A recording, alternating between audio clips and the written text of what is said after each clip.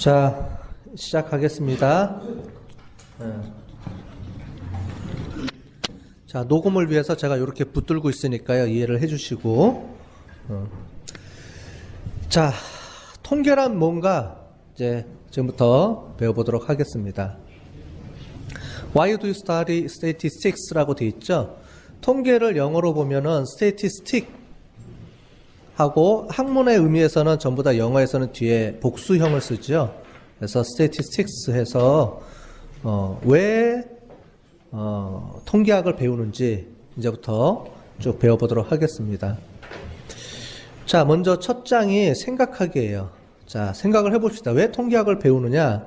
통계학을 배우는 목적은 여러 가지 우리가 회사를 경영하다 보면 또는 여러분들이 회사에 들어가서 부딪히다 보면 여러 가지 문제들이 막 부딪힌다는 거예요. 여기 보면 여러 가지 문제점들이 쭉 나와 있죠. 그래서 뭐 학생처장이다 그러면은 K대학 경영학부 남자와 여자의 성비가 어떻게 될까? 뭐 이런 거는 어떻게 하는지 순간적으로 탁 뜨죠. 남자 여자 숫자 세서 남자 몇 명, 여자 몇 명. 비율이니까 몇 퍼센트 이렇게 들어가는 거죠. 그 다음에 2학년 학생의 키는 얼마나 될까? 그럼 이제 전부 다 측정을 하죠. 측정을 해서 키를 다 내라 그래서 키를 잽니다. 또는 우리가 우리 자를 이용해서 키를 재고요.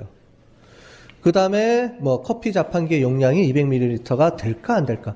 이제 위에 두 가지는 우리가 어떤 측정 도구를 이용해서 측정해서 재면 되는데, 자, 세 번째 문제. 이제 학생들이 와서 커피 자판기 용량이 부족하다 그럽니다. 근데 커피 자판기 용량은 보통 200ml가 돼 있어야 돼요. 여러분들 베스킨라빈스 좋아하지? 아이스크림? 베스킨라빈스 파인트의 용량 얼마인지 아시는 분? 컵 무게 빼고 320g이에요. 그래서 컵 용량 들어가면 컵이 그게 16g이에요. 그래서 336g이 넘어야 돼요, 오버가. 잘 보고 있어야 돼요. 안 그러면 손해보는 겁니다. 이제 그런 거를 따져야죠. 과연 그런데 그 매장에서 파는 게 제대로 잘 팔리고 있느냐? 또는 여러분들이 좋아하는 여러 가지 과자 봉지에 보면은 그람수가 다 써있죠. 과연 그 그람수대로 제대로 들어있나? 안 들어있나? 이제 이런 걸 우리가 판단을 해야 되죠. 그럴 때 어떻게 해야 될까? 어떤 방법을 써서 해야 될까? 보면은 과자가 여러 개가 있잖아요. 그죠? 커피 자판기에 커피 용량을 계속 뽑아 먹죠? 그러면 내가 먹는 커피 용량이 조금 적을 수도 있죠. 그럼 과연 전반적으로 적다라고 얘기할 수 있나? 아니면 내가 뽑은 것만 적은 건가? 뭐 이런 걸 가지고 우리가 의사결정을 해야 되죠. 제가 학생처장이라면 학생들이 불만사항이 있어요. 뭐 떡볶이 용량이 부족하다. 뭐 돈가스가 작다. 그죠? 뭐 매점에서 먹는. 아니면 뭐 커피 자판기에 용량이 부족하다. 이런 문제들을 내가 어떻게 해결을 해야 될까? 이런 걸 어떻게 접근해야 될까? 이런 부분들이 문제들이 많이 접하게 된다는 거죠. 그럴 때 우리가 어떻게 해결해야 되느냐? 이러한 부분들을 이제 통계적으로 검증해서 처리할 수 있다라는 얘기입니다. 그 다음에 재학생에 대한 학교의 만족도는 얼마가 될까? 이런 것들은 뭐 가장 많이 활용해서 쓰죠. 우리가 설문지 분석을 통해서. 자, 그 다음에 만약에 내가 K 화장품 회사의 신제품 개발 부서에 들어갔어요. R&D 부서라고 우리가 얘기를 하는데, 들어갔는데 20대 화장품을 만들려고 그래요. 이제 여러분들 보고 이제 과장님이 오더를 줍니다. 자, 20대에 선호하는 화장품을 요번에 개발하려고 하는데 제안서 좀 써갖고 와봐. 어디서부터 시작해야 될까요? 이제 그러면 이제 선배들이 막 얘기를 해주죠. 어쨌든 중요한 건 뭐냐면은 소비자들이 원하는 물건을 팔아야 되죠. 그럼 소비자가 뭘 원하는지를 우리가 파악을 해야 되잖아요. 여러분들이 가장 많이 아는 게 설문지죠? 그죠? 그래서 설문지를 가지고 하는데 설문지를 이용을 해서 과연 가격이냐, 품질이냐, 기능성이냐. 이게 연령대마다 파악하는 게 틀리잖아요. 그죠? 아마 20대들은 대부분 다 가격이죠? 그죠? 여러분들 얼굴 보면은 옆에 친구들 보세요. 다 뽀사시 하잖아, 일단. 그죠? 뭘 안 발라도 뽀사시 하죠? 근데 40대 넘어가면 막 주름 펴지고 그러면 기능성을 선호하죠? 비싸더라도. 가격보다는 기능성이다. 즉, 타겟하는 대상에 따라서 선호하는 게 틀릴 거란 말이죠. 근데 우리가 생각하는 게 맞냐? 일반적으로 그렇게 생각하는데 과연 진짜 그렇게 맞냐? 이런 걸 검증해 가면서 우리가 제품 개발을 해야 되죠. 그 다음에 K형광등회사 품질관리부서. 여러분들이 이제 공장 이런데 생산부서에 들어갔어요. 생산부서에 들어갔는데 지금 형광등을 계속 찍어낸다는 말이죠. 그럼 그 형광등이 불량품이냐? 아니면 정상 제품이냐? 품질 검사를 해야 돼요. 이거를 QC라고 하거든요. 퀄리티 컨트롤이라고 하는데, 과연 퀄리티 컨트롤을 할 때 과연 이 제품들을 이용을 해서 이거를 팔 수 있는 제품이냐, 팔 수 없는 제품이냐, 이거 어떻게 우리가 판단할 거예요? 그러려면 여러 가지 측정 도구들이 있다는 거죠. 그런 측정 도구들을 이용해서 숫자가 막 나와요. 그러면 그 숫자들을 이용해서 어떻게 해야 되지? 어떻게 정리하고 어떻게 분석해서 어떻게 결론 지어야 되지? 이제 이런 것들을 우리가 고민하면서 우리가 풀어나가야 되는 거죠. 그런 고민하는 과정에 어떻게 하면은 그냥 막연하게 가는 게 아니고 어떻게 하면 절차적으로 요런 단계를 거쳐서 여기서는 이런 문제를 풀고 이렇게 나가는 전체적인 방법론, 도구 이런 것들을 배우는 게 경영 통계입니다. 자, 아까 전에 본 것처럼 K대학 학생처장 같은 경우는 성비는 어떻게 됩니까? 그러면 이렇게 분석할 거예요. 요런 가장 일반적으로 많이 쓰는 표죠. 그죠? 요런 표. 여러분들 우리는 표라고 부르지만 나중에 이제 우리가 통계학에서는 프리퀀시 테이블이라고 불러요. 빈도 분석표. 요런 게 있습니다. 그죠? 요런 빈도 분석표. 자, 요걸 이용해서 표로 정리한다. 자, 여기서도 우리가 하나를 배운 겁니다. 어떤 데이터가 있을 때 이 데이터를 정리하는 방법은 표로 정리한다. 자, 그런데 또 한 가지. 아까 전에 K대학 2학년 학생의 키는 얼마입니까? 라고 했을 때 표로 정리 안 하고 이렇게 숫자를 딱 하죠. 여기 우리 반에 지금 30명 정도가 되는데 저는 여러분들의 키를 알고 싶어요. 성비 이제 배면 나오겠죠. 키를 알고 싶어. 그럼 다 키를 재겠죠. 그래서 어떻게 답변을 해야 돼요? 보고서에. 지금 보고서에 쓰는 방법입니다. 정리하는 방법. 그러면 누구는 몇 센치, 누구는 몇 센치 이런 원데이터를 올릴 수도 있겠지만 대부분은 이제 관리자에서는 그런 원데이터를 가공 분석해서 뭔가 의미 있는 정보를 원하는 거죠. 그럼 여러분들이 할 일은 밑에 쫄따구들이 할 일은 그걸 분석해서 상관들한테 의미 있는 정보, 인포메이션을 줘야 되는 거예요. 그죠? 그걸 데이터에서 인포메이션으로 변환시켜 준다라는 얘기를 하죠. 그랬을 때 어떻게 쓰느냐? 많이 쓰는 게 여러분들이 평균이라는 개념을 많이 씁니다. 그죠? 평균 얼마입니다. 왜? 정보가 여러 개, 각 사람들의 데이터는 의미가 없죠. 30명의 키에 대한 전반적인 어떤 하나의 수치를 가지고 가는 거죠. 이 평균이라는 의미도 실제로 여러분들이 그냥 평소에 쓰는 평균을 많이 쓰는데 이 평균도 여러 가지 의미가 있어요. 그런 것들을 이제 우리가 통계 시간에 배울 겁니다. 우리가 일반적으로 사용했던 평균이 어떤 의미를 갖고 있고 어떨 때 써야 되느냐. 아무 때나 막 쓰는 게 아니거든요. 평균도 의미가 있게 써야 되는 겁니다. 어쨌든 평균이라는 걸 이용해서도 우리가 쓴다. 뭐 여태까지는 다 일반적인 내용이에요. 우리가 다 알고 있는 내용들. 자, 이제 그런 내용들을 이용을 해서 우리가 어떨 때 어떤 걸 쓰는지를 이제 구체적인 이론을 이제 배워 나가겠다는 겁니다. 또 한 가지 아까 전에 얘기했었죠. 커피 자판기 용량이 200ml가 돼야 되는데 학생들이 200ml가 아니라고 자꾸 우겨요. 제가 학생처장이에요. 그럼 이제 해결을 해줘야 되잖아요. 학생들한테 니네 얘기가 틀렸어. 아니면 학생들의 얘기가 맞으면 자 업체한테 불러가지고 야 커피 자판기 용량을 200ml로 또 맞춰주세요. 의사결정을 내려줘야 되죠. A든 B든 뭔가를 결정해야 돼요. 그죠? 불만을 해결하려면은. 자, 그런데 학생들 얘기로만 듣고 우리가 어떤 의사결정을 내리기는 어렵잖아요. 그죠? 그래서 어떻게 하느냐? 이제 객관적인 방법에 의해서 해결을 해야 된다는 거죠. 여기서 보는 것처럼 주관적인 해결은 그냥 달래는 수도 있고 아니면 주먹으로 해결할 수도 있고 하지만 우리가 경영학에서는 항상 분석을 해야 돼요. 데이터를 이용해서 분석을 해서 하는데 아마 직관적으로 여러분들이 이런 생각을 할 거예요. 그거 샘플로 몇 개 뽑아서 샘플이라는 말은 많이 들어봤잖아요. 그죠? 샘플 몇 개 뽑아서 그거를 다 용량을 재서 평균 얼마 해서 그거 가지고 뭐 응답하면 된다라는 정도는 어렴풋이 알고 있을 거예요. 그런데 우리가 그렇게 많이 알고 있던 샘플이라는 개념이 어떤 의미를 내포하고 있느냐 이거를 우리가 확률이라는 개념과 접목시켜서 나중에 배울 거예요. 말이 어렵죠? 지금 제가 이 얘기하는 말을 이해하면은 수준이 있는 거고 다 이해를 못하는 게 정상입니다. 여러분들이 저거 들으면서 도대체 교수님이 무슨 얘기를 하는지 잘 이해가 안 되는데요 하는 게 지금은 정상이라는 말이에요. 우리가 한 학기 동안에 그 내용을 배운다는 겁니다. 제가 지금 얘기하는 거를 이해할 수 있는 수준으로. 자, 그래서 보시는 것처럼 샘플이라는 걸 조사해야 되는데 샘플을 통해서 우리가 구했어요.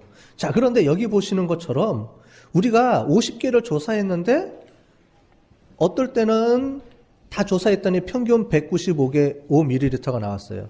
어떨 때는 205ml 나오고 어떨 때는 정확하게 200ml 나오고. 자, 이 세 가지를 보면 뭐가 발생합니까? 우리가 평균을 50개에 대한 평균을 구했는데 각각 잔에도 에러가 있지만 50개씩 모아내서 평균을 내도 정확하게 200ml가 안 나와요. 자, 그럼 앞에 195ml가 나왔어요. 50개 평균을 뽑았더니. 그럴 때는 뭐라고 얘기해 줘야 돼요? 모자른다? 맞다? 틀리다? 딱 보면 숫자가 5ml가 적으니까 야 5ml 적어 이렇게 얘기할 수도 있겠죠. 대부분은 그렇게 판단을 하는데 여기서 확률이라는 개념이 이제 접목이 됩니다. 확률이라는 개념을 왜 쓰냐면 자, 우리는 수치적으로 표본을 통해서 이 값이 구해졌지만 이 값은 뭐를 내포하고 있냐면 오류를 갖고 있어요. 오차. 이제 그 오차가 중요한 겁니다. 이 오차를 전문용어로 뭐라고 부르냐면은 표본을 통해서 구한 값의 오차이기 때문에 표본 오차라고 부릅니다. 자, 통계학에 있어서 여러분들이 확률을 배우는 이유는 이 표본 오차 때문에 배우는 거예요. 확률에 대한 의미를. 그러니까 이제 그러면은 표본 오차라는 게 중요하다는 개념을 알겠죠? 그러면 왜 표본 오차가 중요한지를 이제 앞으로 배울 겁니다. 표본이 뭐고 표본 오차가 왜 발생했고 그 오차가 왜 중요하고 그걸 왜 확률을 이용을 해서 왜 해결하려고 하고 그러면서 우리가 아까 전에 얘기했던 대로 그러면 200ml냐 아니냐를 그걸 가지고 의사결정할 수가 있을까? 이거를 한 학기 동안에 배운다는 내용이죠. 자, 어떨 경우에는 표본의 값이 많을 수도 있고 적을 수도 있고 근데 이것만 가지고는 우리가 모른다. 오차가 존재한다. 이 오차에 대한 개념을 나중에 배울 겁니다. 어쨌든 여러분들이 한 학기 동안에 뭘 배울 거냐면 우리는 뒤에 이제 표본에 대한 걸로 넘어가면은 그 의미를 알 거예요. 그때 가서 다시 설명을 해드릴 거예요. 요거는 우리가 전반적으로 이제 우리가 한 학기 동안에 배우는 내용을 이해하기 위해서 제가 잠깐 샘플로 해놓은 거고 지금 제가 얘기하는 말들을 앞으로 우리가 한 학기 동안에 계속 배워나가면서 그 원리를 배워나가는 겁니다. 도대체 샘플을 왜 뽑아야 되지? 샘플을 뽑는데 왜 오차가 발생하지? 그 오차를 발생하는데 왜 확률을 가지고 뭔가를 자꾸 하려고 하지? 그 확률을 통해서 그럼 우리가 원하는 문제들을 어떻게 해결하지? 이게 우리가 한 학기 동안에 풀어나가야 될 숙제고 답입니다. 그게. 이해되셨죠? 자, 그러면서 이제 제일 마지막에 통계학에서는 0.05라는 이제 P값이라는 게 존재하게 되는데요. 이 P값이 이제 아까 전에 제가 얘기했죠?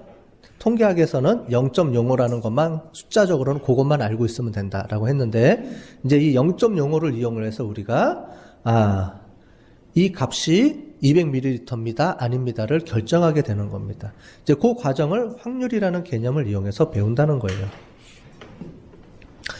자, 넘어왔더니 갑자기 블랭크가 막 생겼네요. 그죠? 그러면 이제 졸고 있으신 분들은 잠을 깨시라는 얘기겠죠? 그죠? 자, 이제부터 배워보도록 하겠습니다. 통계란, statistics란 관심이 갖고 있는 대상들, 그죠? 제가 여러분들 학생들 또는 KC대학교 학생들 전체 또는 통계학 수업을 듣는 우리 학생들 이렇게 관심 있는 대상들이 존재한다는 거죠. 그 존재하는 대상들에 대한 관련된 자료를 수집한다. 데이터를 모아야 되죠. 그래야지 분석하든가 하죠. 자, 그러면 이 수집을 어떻게 할 것이냐가 여기 보는 것처럼 뭐예요? 샘플링. 그래서 표본 추출이라는 게 있습니다. 자, 그럼 통계학에서는 제일 먼저 뭐가 중요할까요? 데이터를 구한다. 그 데이터를 구하는 게 표본이라는 걸 통해서 구한다. 이제 뒤에 보면은 왜 표본이라는 걸 구하지? 표본이 뭐지? 이제 이런 부분에 대한 설명이 나오겠죠. 우리가 배울 첫 번째 숙제입니다. 그죠? 자, 두 번째, 표본을 구했어요. 그래서 값을 구했어요. 그럼 뭘 해야 돼요? 요약해야죠. summarizing 해야죠. 그 다음에 descriptive, 설명해야 되죠. 그래서 여기 보면은 기술 통계학이라고 돼 있습니다. 통계학을 두 개로 쪼개는데 기술 통계학하고 추리 통계학인데요. 여기서의 기술은 테크니컬 통계학이 아니에요. 여기 딱 보면은 그 번역을 기술 통계학이라고 하나서 사람들이 되게 야 이거 되게 어려운 통계학인가 보다. 뭐 테크닉적이고 이런 거라고 생각하는데 여기서의 영어로 보면 뭐예요? 디스크립티브. 디스크립티브가 뭐죠? 설명하다라는 말이죠. 설명. 그러니까 설명하는 거예요. 데이터가 이렇습니다. 간단하게 얘기하자면 우리 앞에 샘플에서 뭘 봤냐면은 표 정리한 거 봤죠? 표로 남자 여자 몇 퍼센트 몇 퍼센트. 그 다음에 평균 얼마. 요 두 개를 우리가 기술 통계학을 요 두 개라고 얘기를 합니다. 어쨌든 데이터가 있으면 이 데이터가 몇 개고 뭐가 얼마고 평균이 얼마고 이런 거를 쭉 요약 정리하는 거예요. 그거를 우리가 기술 통계학, 설명하는 데 필요한 통계학이다 해서 기술 통계학이라고 얘기를 합니다. 어쨌든 첫 번째 데이터를 표본을 뽑아서 데이터를 수집하고요. 그 데이터 뽑아진 데이터를 요약 정리하고요. 세 번째 이 요약된 데이터를 이용해서 어떻게 돼요? 불확실한 사실에 대한 결론이나 일반적인 규칙성을 추론. 그래서 inferential이라고 부르죠. 영어로는. 그래서 inference, 추리하다, 추론하다, 뭐뭐일 것이다 라고 우리가 추론하는 거죠. 우리가 아까 전에 얘기했던 마지막 거 있었죠? 자판기 용량이 200ml다? 아니다. 이거 의사결정을 해야 되는데 아까 전에 샘플 뽑았죠. 얘기해서 첫 번째 샘플 뽑았어요. 샘플을 쭉 뽑아서 쭉 평균을 내봤더니 195 또는 200, 205 뭐 그때그때 따라 틀리겠지만 어떤 값이 나왔어요. 요약 정리됐죠. 근데 그 값을 가지고 뭘 해야 돼요? 이 값이 과연 200ml라고 말할 수 있나? 아까 전에 우리가 오차라는 얘기를 해줬어요. 이제 그 오차의 범위를 이제 이론적으로 설명을 드릴 겁니다. 저 오차가 있는데 이 오차를 과연 어느 정도까지 인정을 해줄 것이냐 말 것이냐 그걸 가지고 우리가 200ml일 것이다 아니다를 의사결정해 주는 거죠. 그게 제일 마지막입니다. 자, 그래서 세 단계를 거쳐요. 그래서 통계학이라는 거는 데이터를 수집하는, 즉 표본을 어떻게 추출할 것인지가 중요한 하나의 컨셉이고요. 개념이고, 두 번째는 그 추출된 자료를 어떻게 정리 요약하는지가 중요한 두 번째 파트고, 세 번째는 정리 요약된 걸 가지고 우리가 어떤 문제를 해결하기 위해서 그거를 적용시키는 것. 이 세 가지 부분을 우리가 통계학이다라고 얘기할 수가 있습니다.